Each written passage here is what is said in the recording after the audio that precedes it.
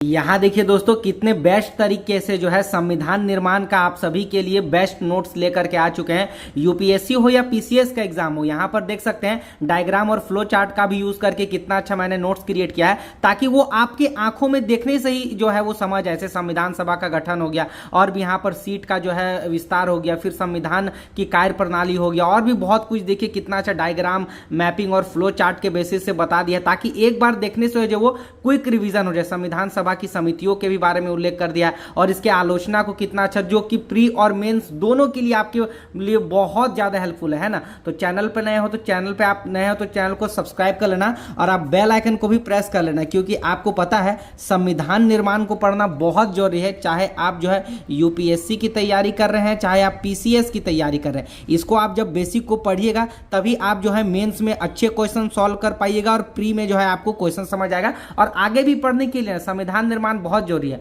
तो चैनल में आप नए हो तो सब्सक्राइब कर लेना, क्योंकि जो नया वीडियो डालते हैं ना उसका नोटिफिकेशन आपको तुरंत मिल जाता है। ठीक है, तो चलिए अभी स्टार्ट करते हैं। बाकी बहुत मेहनत लगी है इसको बनाने में, तो आप भी जो है थोड़ा सपोर्ट दिखाइएगा और जो है आप जो है सब्सक्राइब कर लीजिएगा। ठीक है, तो संविधान निर्माण की अगर हम बात करें ना, तो यहां पर देखिए संविधान निर्माण की बात करें तो सबसे पहले संविधान सभा की जो है मांग जो है 1934 में एम.एन. राय द्वारा पहली बार किया गया था। ठीक है, अच्छा ये वामपंथी के जो है एक नेता भी थे, है ना। उसके बाद यहां पर देखो संविधान सभा की गठन की भी मांग इन्होंने ही पहली बार की थी 1934 में, एम.एन. राय, इसको याद रख लेना, है ना।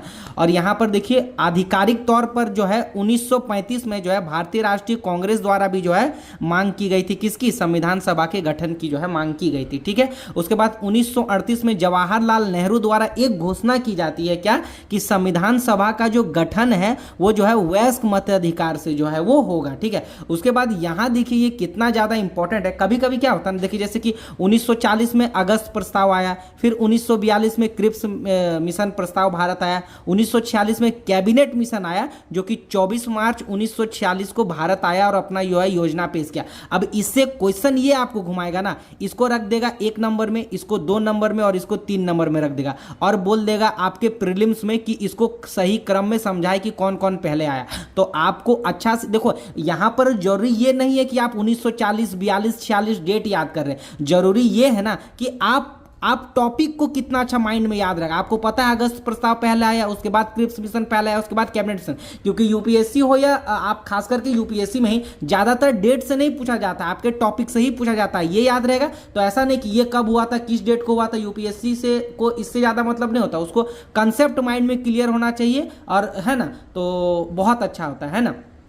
तो आप इसको माइंड में याद रहेगा कि कब कौन आया था, तो वो बहुत जल्दी आपके माइंड में भी वो आएगा। ठीक है, ठीक है। उसके बाद यहां पर देखते हैं संविधान सभा के गठन की थोड़ा सा हम बात करते हैं। ठीक है, जो कि बहुत इंपॉर्टेंट है। तो संविधान सभा का गठन जो है कैबिनेट मिशन के अनुसार जो है हुआ था। ठीक है, अच्छा नवंबर जो है 1946 को जो है संविधान सभा का जो है गठन किया गया था। ठीक है, नवंबर 1946 को। अच्छा, इसमें अगर कुल सदस्य की बात करें ना, तो कुल सदस्य इसमें 389 थे, जिसमें 296 जो है ब्रिटिश भारत से थे। ठीक है, उसके बाद 93 जो है वो देसी रियासत से थे, जो कि बहुत इंपॉर्टेंट है, ये आपको याद रखना है। उसके बाद सीटों का जो है वितरण जो है वो जनसंख्या अनुपात के अनुसार किया गया था। और यहां पर याद रखिएगा 10 लाख लोगों पर जो है एक सीट का जो है वो बंटवारा जो है वो चुना जाना या वो किया गया था। ठीक है, 10 लाख पर एक सीट। अच्छा, उसके बाद यहां पर देखिए 3 प्रमुख समुदाय को आप यहां पर याद रखिएगा, एक मुस्लिम, एक सिख, एक सामान्य। यूपीएससी के प्रीलिम्स में कैसा क्वेश्चन घुमाया था, आप याद रखिएगा कि मुस्लिम पूछ दिया था कि 3 प्रमुख समुदाय कौन थे, है ना।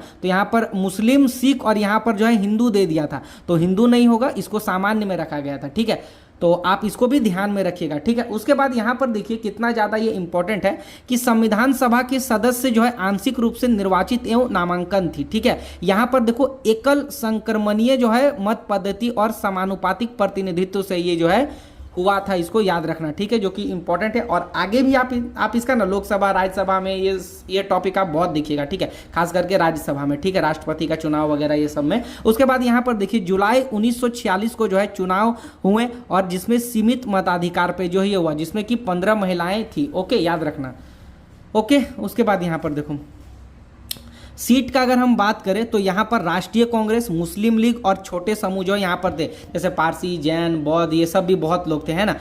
ओके बाकी यहाँ पर नोट्स देखते हैं जो इंपॉर्टेंट है, जो आपको याद रखना। 93 सीट जो है देसी रियासत जो थी, जो खाली रह गई थी, जो देसी रियासत थे, जो मतलब राजा राजाओं के थे, वो सब जो खाली रह गए थे क्योंकि उन्होंने जो है भाग नहीं लिया था इसमें, ठीक है। तो संविधान सभा से वो जो है क्या हो गए थे, अलग हो गए थे, ठीक है, क्योंकि भाई इनकी अपनी मांग थी कि भाई हम अपना संपत्ति ये वो कैसे हम दे दे, तो इसका भी एक ये था, ठीक है।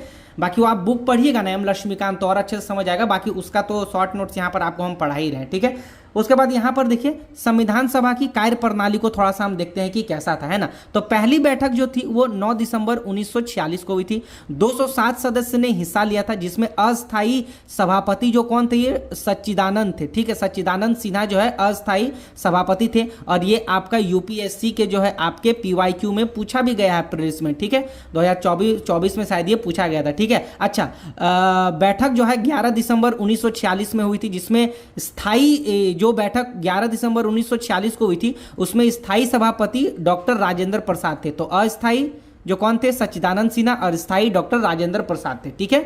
उसके बाद उपाध्यक्ष कौन थे, तो एच.सी. मुखर्जी, याद रखना इसको, ठीक है। उसके बाद यहां पर देखिए जवाहरलाल नेहरू का जो है उद्देश्य प्रस्ताव को भी यहां पर देखना थोड़ा सा बहुत इंपॉर्टेंट होता है। तो जवाहरलाल नेहरू का उद्देश्य प्रस्ताव क्या था, तो 13 दिसंबर 1946 को 46 को जो है पेश किया गया। देखिए 1946 में बहुत इंपॉर्टेंट है, ठीक है। आपको ज्यादातर उसमें 1946 देखा गया था कि गठन ही ये 1946 को संविधान सभा का हुआ था, ठीक है।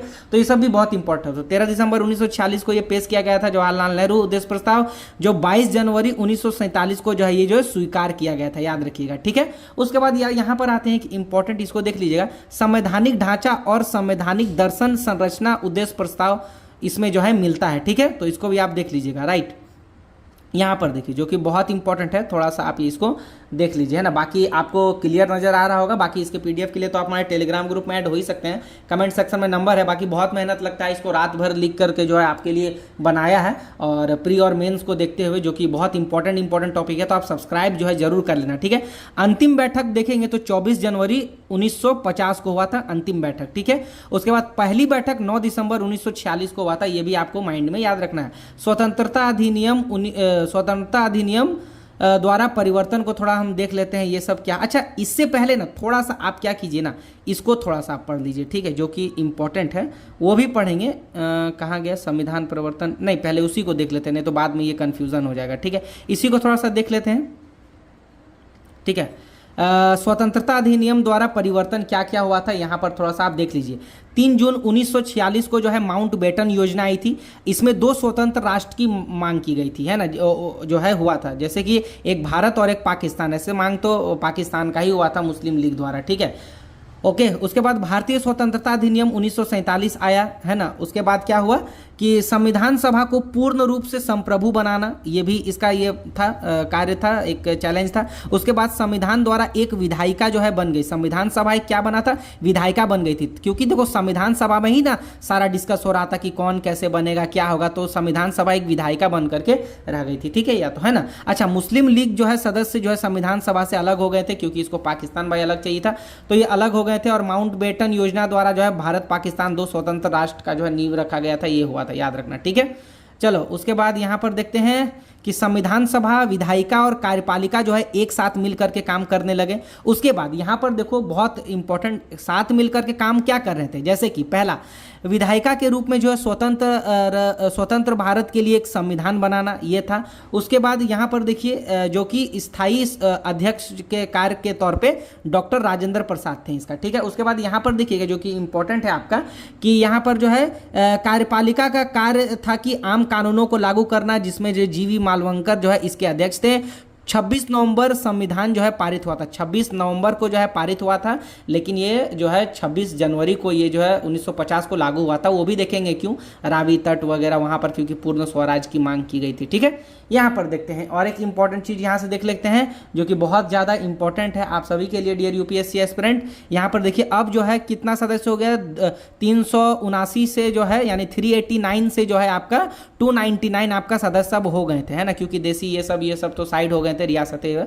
अब अच्छा नोट देखो यहां पर देखो कि 22 जुलाई, ये सब बहुत इंपॉर्टेंट है, याद रखना, प्रीलिम्स में आपके पूछे जा सकते हैं, ठीक है, जो कि बहुत ज्यादा इंपॉर्टेंट है, इसको आप देख लेना, ठीक है। यहां पर देखिए एक मिनट, उसके बाद यहाँ देखिए 22 जुलाई 1947 को जो है राष्ट्रीय ध्वज जो है अपनाया गया यानी तिरंगा। उसके बाद 24 जनवरी 1950 को जो है राष्ट्रीय गान और राष्ट्रीय गीत दोनों एक ही दिन में अपनाया गया, याद रखिएगा। उसके बाद 24 जनवरी 1950 को डॉक्टर राजेंद्र प्रसाद भारत के जो है राष्ट्रपति के रूप में चुने गए थे, तथा इसी दिन 26 जनवरी 1950 को जो है गणतंत्र दिवस मनाया गया था। ठीक है, यानी पारित कब हुआ था आपका 26 नवंबर 1950 को, लेकिन मनाया कब गया था ये 26 जनवरी 1950 को, है ना। नवंबर और जनवरी का डिफरेंस है, उसको थोड़ा सा आप याद रखिएगा, है ना। बाकी प्रस्तावना में तो वो नवंबर वाला ही डेट दिया गया है। ठीक है, ओके।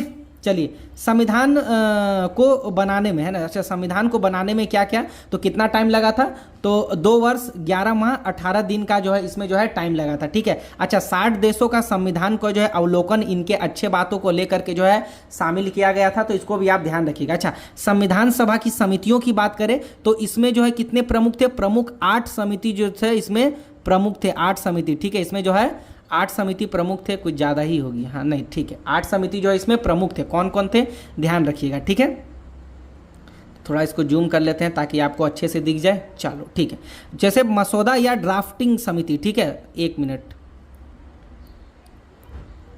यहाँ पर इसको ले लेते हैं। ठीक है, मसौदा या ड्राफ्ट समिति या प्रारूप समिति की बात करें तो डॉक्टर BR अम्बेडकर जो थे इसके जो है अध्यक्ष थे। ठीक है, अच्छा संघ शक्ति की बात करें तो इसमें कौन थे, जवाहरलाल नेहरू थे।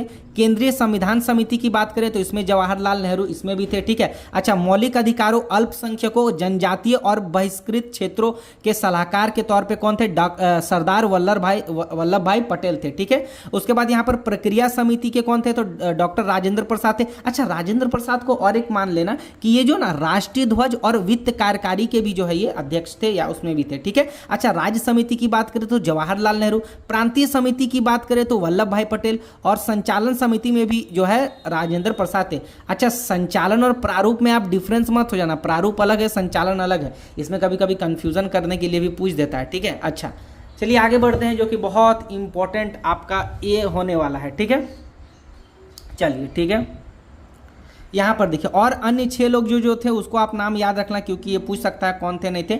जो संविधान जो है जो संविधान निर्माण की जो प्रक्रिया थी उसमें कौन कौन लोग भी शामिल थे, तो यहाँ से गोपाल स्वामी अयंकर, अल्लादी कृष्ण स्वामी अयंकर, डॉक्टर KM मुंशी हो गया, सैयद मोहम्मद सादुल्ला हो गया, माधव राय हो गया, TT कृष्णन हो गया। ठीक है ना। यहाँ पर देखिए, यहाँ पर जो कि एक बहुत इंपॉर्टेंट है, इसको ध्यान रखिए, प्रसिद्ध सुलेख यानी कि कैलियोग्राफर जो लिखाई का काम यानी राइटिंग का काम जो है किसने किया था, तो प्रेम बिहारी नारायण रायजादा ने जो है किया था। मूल रूप से भारत का संविधान इंग्लिश और हिंदी भाषा में लिखा गया है। ठीक है, ओके, तो इसको भी थोड़ा सा ध्यान रखना।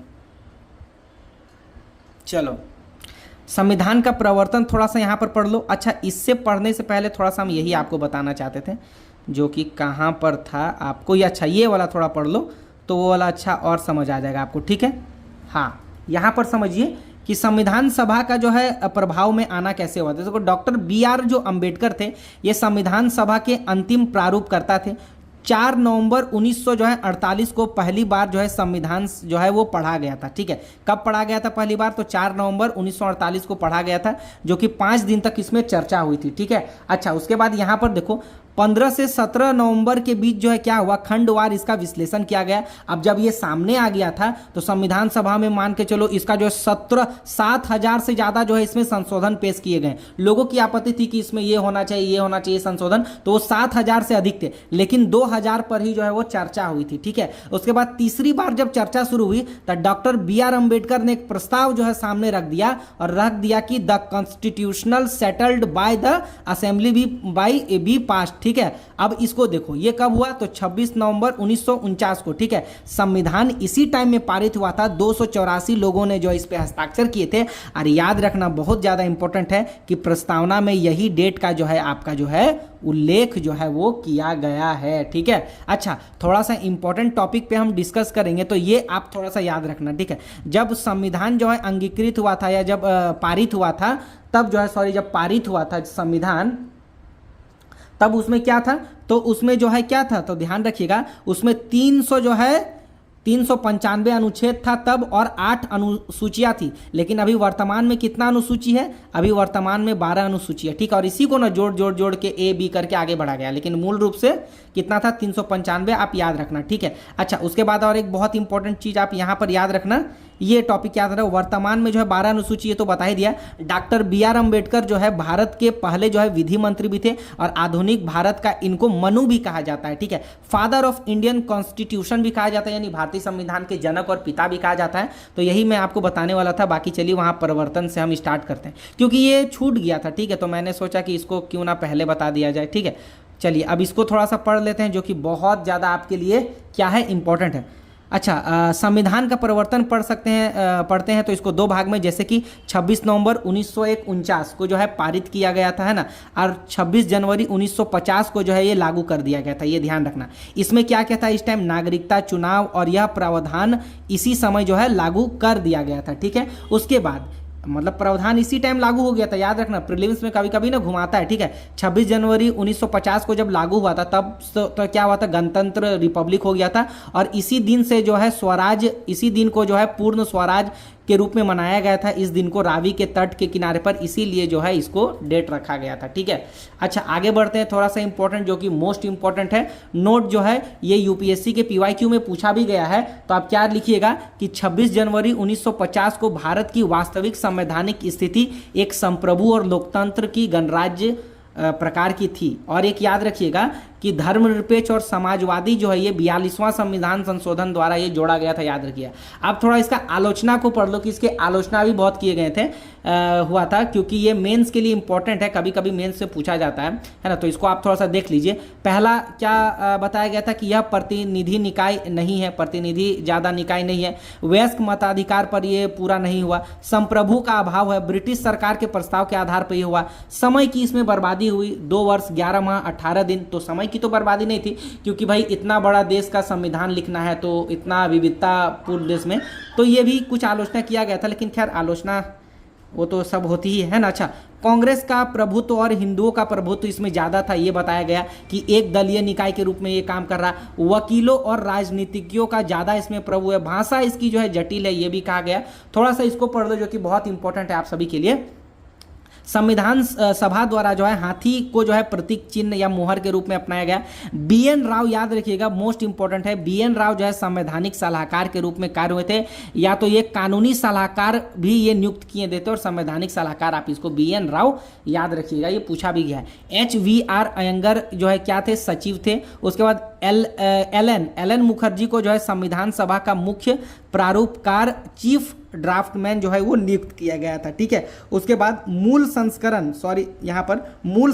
का सौंदर्यकरण के लिए, सजावट के लिए शांति निकेतन के कलाकारों को बुलाया गया था, उनके द्वारा किया गया था। और मूल संविधान का हिंदी संस्करण जो है वसंत कृष्ण वैद्य राय द्वारा जो है वो किया गया था। यह भी इंपॉर्टेंट है, आप इसको नोट कर लीजिएगा। बाकी थोड़ा सा इसको देखते हैं, थोड़ा सा इंपॉर्टेंट है, जो कि आपके एग्जाम में पूछे जा सकते हैं। संविधान का हिंदी पाठ, ठीक है। तो संविधान का हिंदी पाठ, मूल संविधान में हिंदी भाषा पाठ का जो है प्रयोग नहीं है। मूल संविधान जो एक्चुअली में जो शुरुआत में लिखा गया था, उसमें मूल संविधान में हिंदी पाठ का प्रयोग नहीं है। अच्छा, इसमें याद रखो, अनुच्छेद बहुत इंपॉर्टेंट है, अनुच्छेद जो है 354A और भाग 22 में जो है 58वां संविधान संशोधन द्वारा 1947 द्वारा ये जोड़ा गया था। अब इसमें क्या क्या था थोड़ा सा देख लो। संविधान का जो है प्रकाशन अथवा अनुवाद हिंदी के लिए शब्दावली व भाषा स्वीकार होगा, ठीक है। संविधान का जो है संशोधन अंग्रेजी और हिंदी दोनों में होगा।